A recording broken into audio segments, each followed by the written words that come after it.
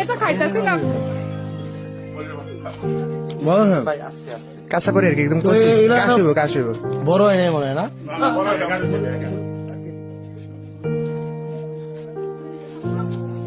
এগুলো টক আমার অনেক পছন্দ।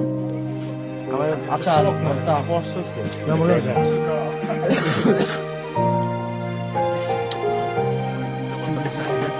এই আসতে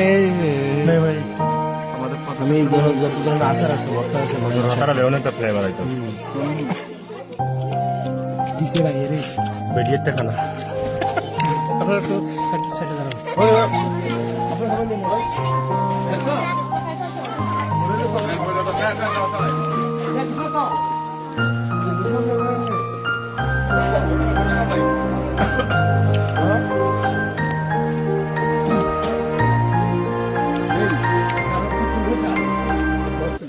না না থাক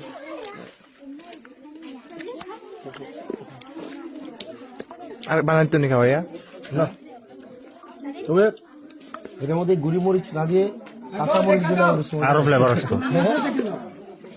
কাঁচা মরিচ আর ধনে পাতা তারপরে হচ্ছে লবণ দিয়ে ওটা আরো বেশি মজা, তাই না?